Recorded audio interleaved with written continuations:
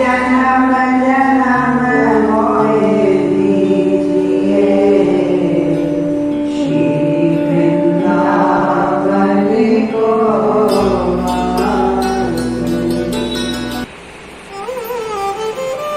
कि जिस घर के अंदर कोई बेटा नहीं होता वो घर कैसा, मेरी कुल आगे कैसी चलेगी। अब राजा दशरथ बड़े उदास अपने गुरुदेव के पास गए और कहा, गुरुजी मेरे कोई बेटा नहीं। तो गुरुदेव ने कहा, राजन यज्ञ कीजिए। तो राजा दशरथ ने यज्ञ किया कि आप यज्ञ करोगे तो आपकी संतान होगी, अग्नि देव प्रसन्न होंगे। तो राजा ने यज्ञ किया, आहुतियां दी, तो अग्नि देव प्रसन्न हो। तो उन्होंने खीर का प्रसाद दिया। किसने दिया? अग्निदेव। 3 रानियों में बांट दो। राजा ने ऐसा किया, 4 पुत्र उत्पन्न। प्रभु श्री राम, लक्ष्मण, भरत, शत्रुघ्न। प्रभु श्री राम अनेक लीला करते हैं, माता पिता को सुख देते हैं। प्रकृति है चारों भैया, अवध में बाजे बधैया। प्रकृति है चारों भैया, अवध में बाजे बधैया।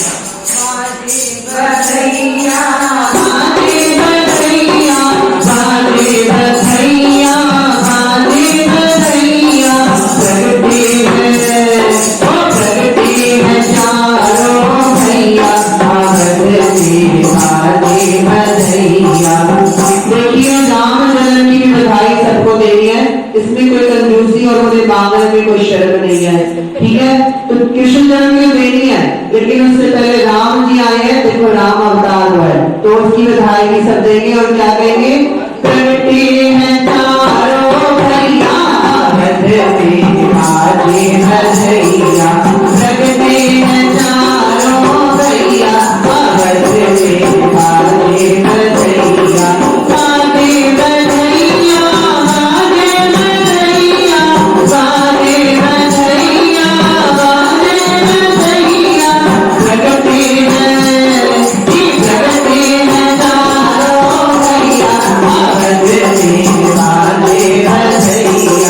प्रगति है चारों भैया।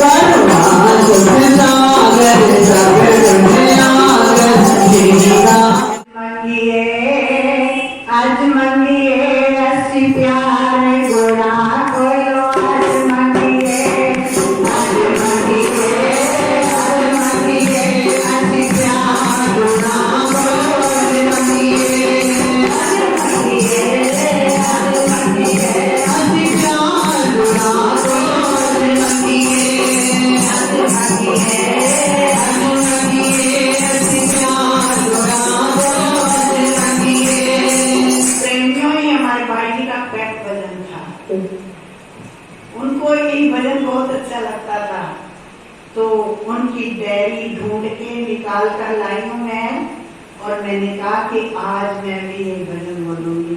उन्हें ऐसे भजन जो होते थे बहुत साथ में नाचते भी थे और चैन भी बजाते थे। आपको सबको पता ही है ना उनको भागवत का कितना आनंद था, कितना उनका कितना अच्छा लगता था रासलीला वृंदावन में जाना। तो प्रेमियों आप सब ने देखा नहीं, जिस दिन हमने कलश यात्रा की है तो उसी दिन ये फोटो उनकी रख दी थी।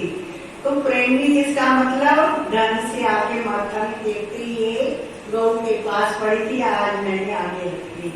तो प्रेमियों ने कहा है कि बाई की फोटो नहीं रखी, जिस दिन कलश यात्रा करी थी हमने उसी दिन ही बाई जी की फोटो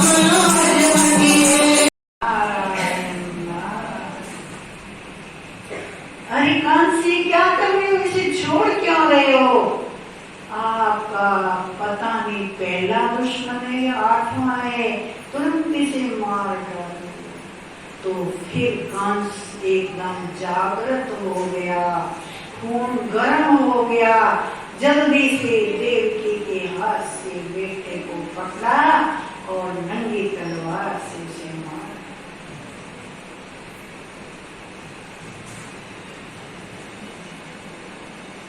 तो इतने में क्या हुआ,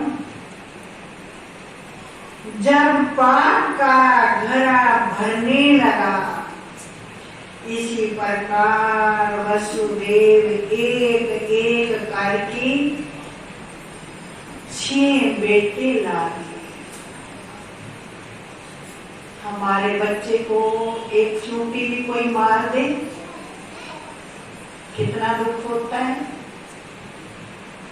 देवकी और वसुदेव को कितना दुख हो रहा है। एक एक करके जेल के अंदर अपने हाथों से कंस को लाकर दे रहे, ले लो।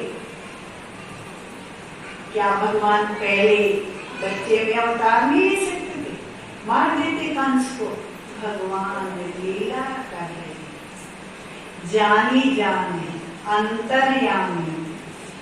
कंस कैसे मरता, ये कथा कैसे बनती, ये लीला कैसे चलती। कंस ने एक एक करके 6 मार डाले। इधर वासुदेव जी ने अपनी स्त्री रोहिणी को अपने मित्र नंद जी के यहाँ गोकुल में भेज दिया। जब कंस को पता चला कि देवता व सब ऋषि मुनि गोकुल में आकर अवतार ले रहे, तो अब सबको दुख देना शुरू कर दिया। बोलो वृंदावन बिहारी। तब वसुदेव देवकी ने प्रभु से प्रार्थना की। आप भी प्रार्थना करो आंखें बंद कर।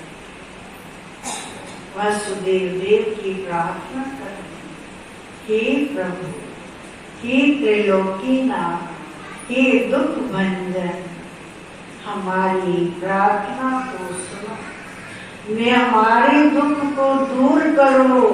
तब प्रभु ने योग माया को भेजा कि देवकी का सातवां गर्भ बलभद्र जी को रोनी के गर्भ में रखा। इस काम के करने से कलयुग में तेरा नाम दुर्गा देवी होगा। बोलो दुर्गा मैया की। सारा संसार तेरी पूजा करेगा। संसारी जीव यशोदा के इस प्रकार सारे जीव तेरी पूजा करेंगे, अपना मनोरथ पाएंगे। ये काम करने के बाद यशोदा के गर्भ से हम जन्म लेंगे। हम भी वसुदेव जी जन्म लेकर गोकुल में आते हैं। ये सुनकर भगवान की योग माया मथुरा में आई। देवकी जी के पेट से बलभद्र को निकाल लिया, गोकुल में रोहिणी पेट में धर दिया। वासुदेव देव की भगवान ने स्वप्न में क्या कह दिया? तुम्हारा लड़का निकाल कर रोहिणी के पेट में धर दिया। तुम किसी बात का सोच मत करना। भगवान ये बहुत अच्छा गर्भपात होना संदेश। अब इस प्रकार भगवान को संदेशा दे दो कि गर्भपात जो था वो हो गया, तो नहीं तो हमें दुख देगा कि गर्भपात हो गया।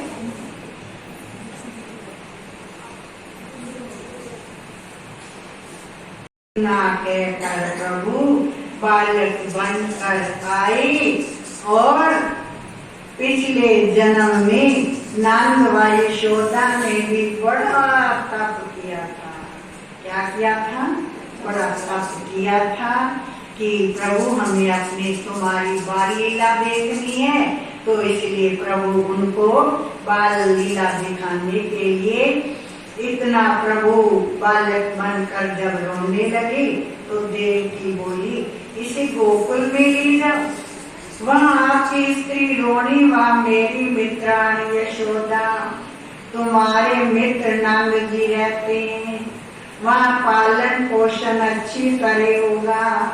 इतना सुनकर वासुदेव जी बोले इस बंदी खाने से बाहर कैसे जाए? हमें तो ताले हमारे हाथों में कड़ियां लगी हुई, इतने बड़े बड़े 7 कोठरियों में ताले लगे हुए हैं, कैसे बाहर ले जाएं? तब वासुदेव जी ने कृष्ण जी को जैसे ही कानों में आवाज आई तो क्या हुआ? दरवाजे खुल गए, हथकड़ियां टूट गई और क्या हुआ? भगवान कृष्ण को वासुदेव सूप में रखकर अपने सिर पर उठा लिया। जल्दी से गोकुल को चले। अंधियारी रात वर्षा हो रही थी। तब शेषनाग जी ने अपने प्राण से छाया की, जो अपना फन था 1000 फनों से क्या कर दी? छाया कर दी। वसुदेव जी ने देखा यमुना का अथाह जल है, पीछे शेर बोलता है। यमुना भगवान के दर्शन करना चाहती थी, इसलिए वो नंद बाबा वासुदेव तो छाया को ऊपर करते जा रहे हैं और यमुना और ऊपर होती जा रही। जब देखा भगवान ने कि वसुदेव तो डर रही है, तो भगवान ने अपना पांव नीचे किया, चरण छुआए गंगा मैया यमुना मैया ने। बोलो यमुना मैया की जय। जैसे ही चरण छुआए तो पानी बिल्कुल गया। बोलो वृंदावन। जब वहाँ पहुँच गए तो शेषनाग ने भी दर्शन कर लिए। तो यमुना जी कहने लगी, यमुना जी ने भगवान के चरण धो धो कर पिए। तो वासुदेव जी जो चिंता कर रहे थे, चिंता छूट गई, जल कम हो गया। सारी महिमा उस प्रभु की है। गोकुल जी में नंद जी का द्वार खुला पाया। सबको सोता देखकर अंदर चले गए। क्या देखा? एक कन्या उसी समय की जन्मी हुई, यशोदा के पास सोई हुई है। तब वसुदेव ने श्री कृष्ण को यशोदा के पास सुला दिया। कन्या को लाकर उसी तरह यमुना पार कर दिया। मथुरा में आ गए। देव की बड़ी परेशान हुई। अब हमें कोई चिंता नहीं, इस पापी के हाथ से मेरा 8वां बेटा बच गया। जब वासुदेव जी कन्या को ले आए, फिर किवाड़ बंद हो गए, हथकड़ियां लग गई। तो पहरेदार जाग गए और वो कन्या रुदन करने लगी। पहरेदार कंस के पास पहुंचे। कंस कौंपता हुआ थर थर वहां आ गया। कंस ने कहा, मैं इसे जीते नहीं छोड़ूंगा, इसका विवाह जो होगा वो मुझे मार देगा। ऐसा कहकर कन्या को घुमा फिरा कर पत्थर पर पटकने लगा। कन्या हाथ से छूटकर आकाश में चली गई। वहाँ अष्टभुजी रूप धारण कर और कहा, तेरे मारने वाला गोकुल में पैदा हो चुका है, उसके हाथ तू बच नहीं सकता। तो इस प्रकार अद्धे राते बैठो जेल विच शाम अवतार हो गया। अद्धे राते बैठो जेल विच शाम अवतार हो गया। चंद्रे भी आपे आपे खुल गए सारे।